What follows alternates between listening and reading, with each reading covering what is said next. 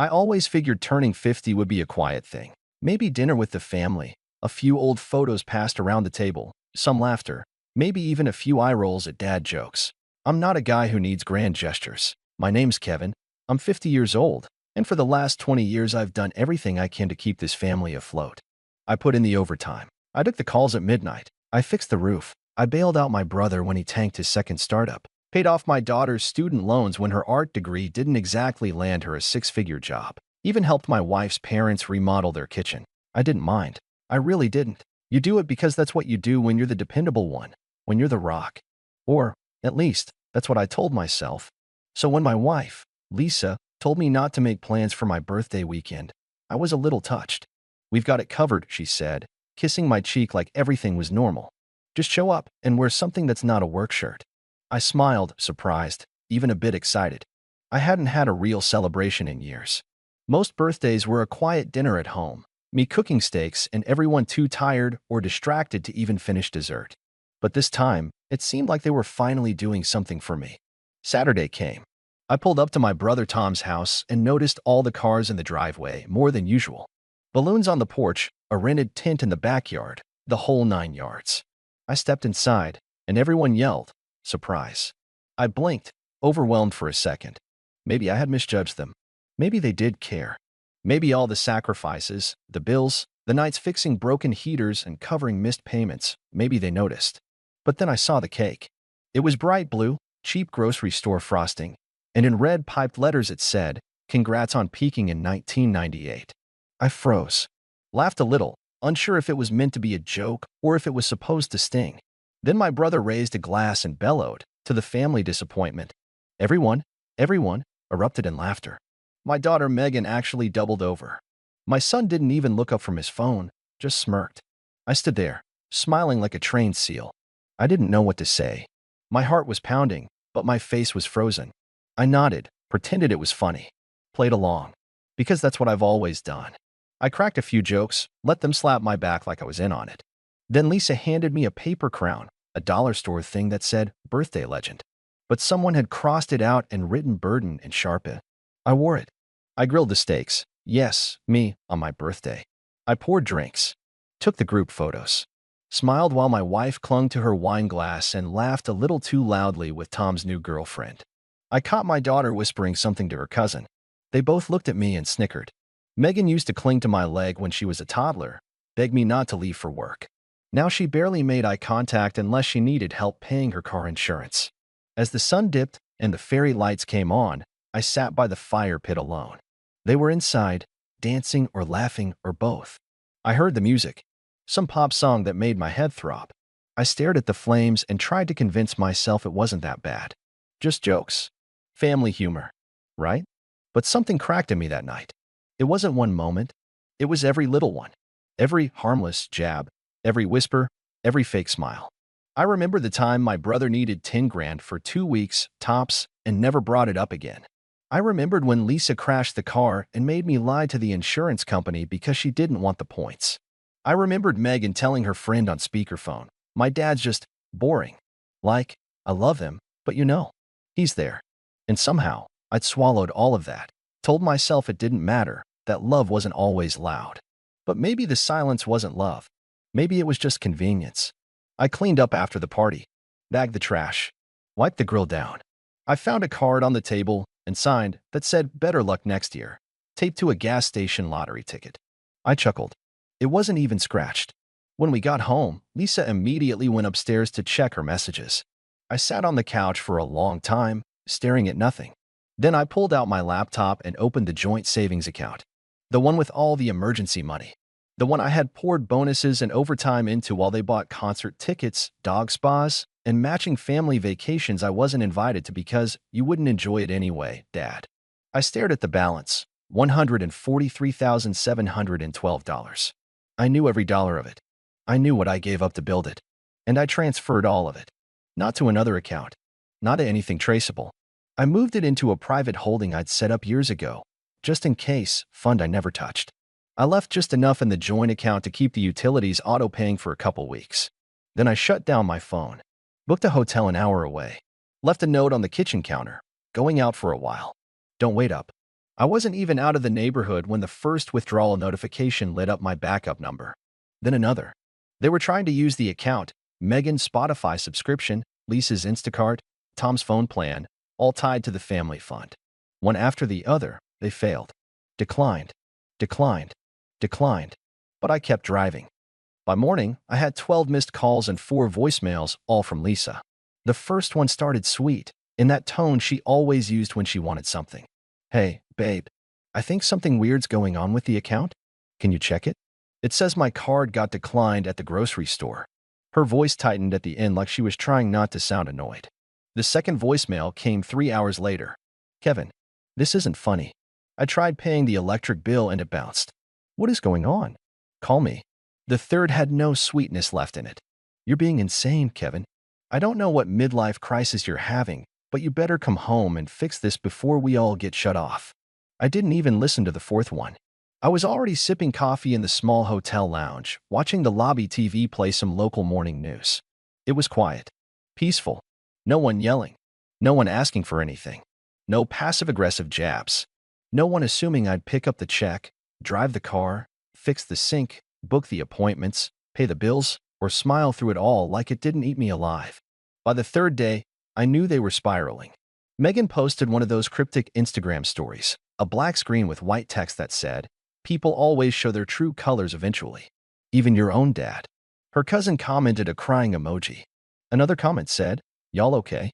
She didn't respond. Tom called me 15 times that afternoon. No voicemail, just calls. I didn't pick up. He finally texted, "Look, man, I know we mess around a lot, but this is serious. I need to talk to you." Then a second message, "Please." The same guy who once told me, "You're lucky you have money. I'd be a millionaire too if I didn't have a soul-sucking job like yours." On the fourth day, I got a message from my sister-in-law, "You're scaring your daughter. Just come home and talk it out." Talk it out. Like it was some little misunderstanding. Like they didn't humiliate me in front of 20 people on the one day that was supposed to matter to me. Like I hadn't been their punching bag, their walking ATM, their live-in handyman, marriage counselor, and emotional garbage disposal for 20 years. They didn't want to talk. They wanted me to fix it. By the end of the week, the family group chat, which I was conveniently accidentally removed from months ago, exploded. Megan added me back just to send a message that said, "I don't know where you went, but this is beyond messed up. You ruined our lives because of a joke? Grow up." That one hit different. Because Megan, she used to sit in my lap every Saturday morning, watching cartoons and stealing my cereal. She used to slip notes under my office door when I worked late that said, "I love you, Daddy." She used to hold my hand and say I was the only one who understood her. But somewhere between the braces and the phone bills and the concert tickets, she stopped seeing me as her dad. I became the utility, the funding, the plan B.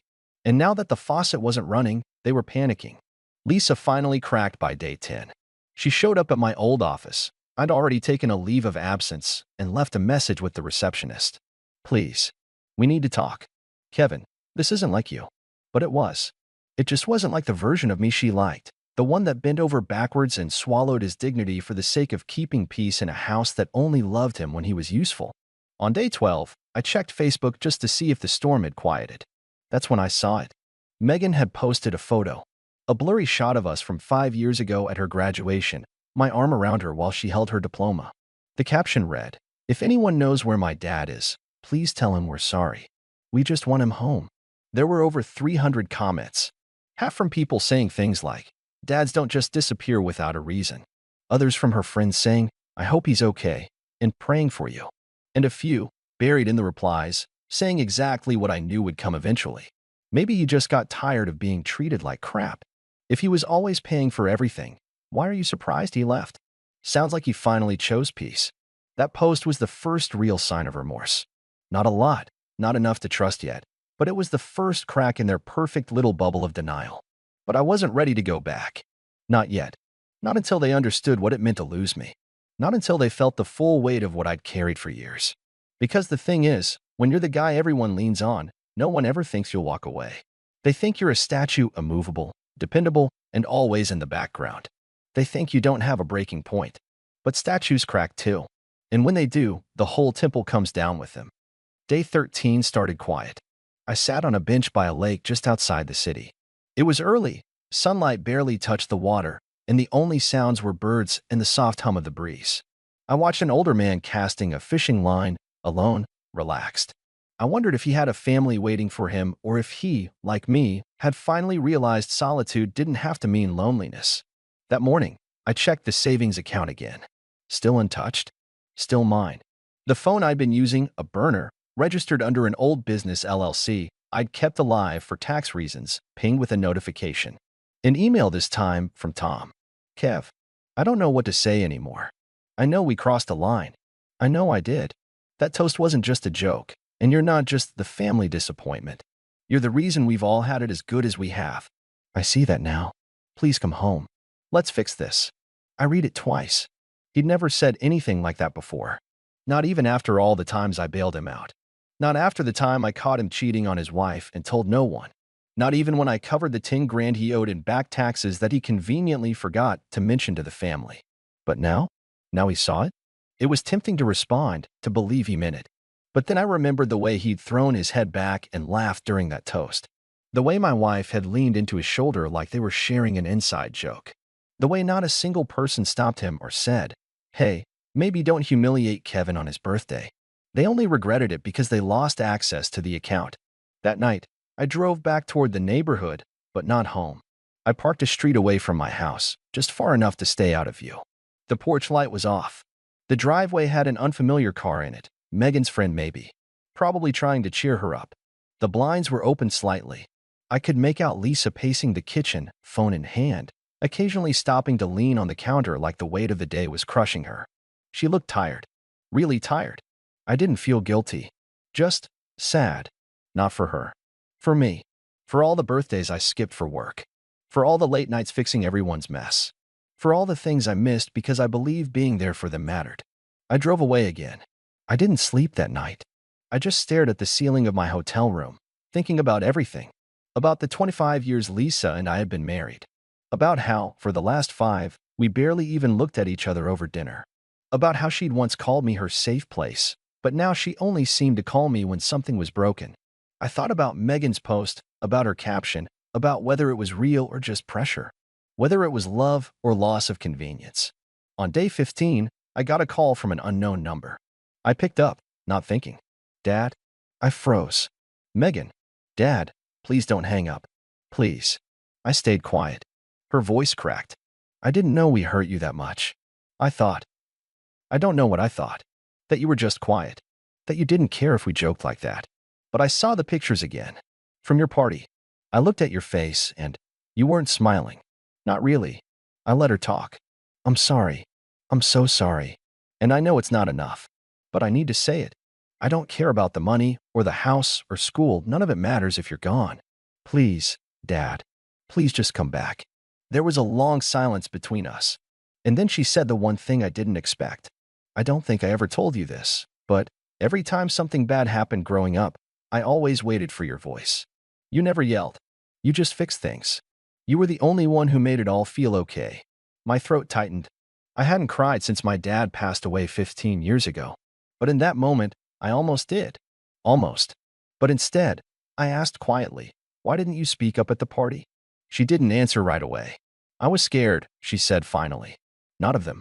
Just scared that if I said something, you'd realize how little I did for you. And maybe you'd stop loving me. I closed my eyes. This wasn't the ending I expected. But maybe it wasn't the ending yet. I told her I needed time. That I wasn't ready to come back. That I wasn't even sure if I would. She said she understood. That she'd wait. That if I never did, she'd still be sorry. I hung up the call and sat in silence again. And then, slowly, I opened my laptop and logged into the other accounts. Not the savings. Not the credit lines. The backup files. The ones they didn't know about. Photos. Messages. Recordings. Evidence. Because the thing is, while they were laughing at the man they thought had peaked in 1998, I had been quietly preparing for the day I'd no longer be their safety net. And what I found in those files. Let's just say my wife and my brother had more in common than just bad taste and party humor. I didn't open the folder right away. After Megan's call, something in me softened, but only slightly. A part of me, the part that still remembered bedtime stories and school pickups and scraped knees, wanted to believe that love was still buried somewhere beneath the mess. But another part, the quieter and colder one, had grown too used to the silence. Too used to watching what I built get laughed at and torn apart by the very people I'd built it for. The folder was labeled simply, Contingency. It started as a joke years ago, my own private space in the cloud, created after I covered up a company crisis for Tom, and he called me paranoid for asking him to sign a simple NDA. That day, I realized something. Being the dependable one meant I never had leverage. If I ever needed to protect myself, I'd need proof. So I saved things. Receipts, screenshots, backups of emails, photos, recordings of arguments I didn't start but was always blamed for. I didn't think I'd ever use them. But now, I opened the folder. The first thing that caught my eye was a bank statement from 3 years ago. A $6,000 charge to a luxury hotel in the Bahamas. I remembered that month. Lisa had told me her mother had a medical emergency and she was flying to Florida to help. I stayed home with Megan, working double shifts, paying bills. Turns out, Lisa wasn't in Florida. She was in the Bahamas. And she wasn't alone. There were photos, she'd saved them on our shared cloud without realizing the device sync still pulled her iPhone uploads into my backup folder. Her and Tom, poolside. Matching drinks. One selfie of them under a towel, her hand on his chest. And the worst part? The timestamp matched the exact weekend she texted me. I miss you. It's so hard here. I felt numb. I'd suspected something once, years ago. Late-night texts.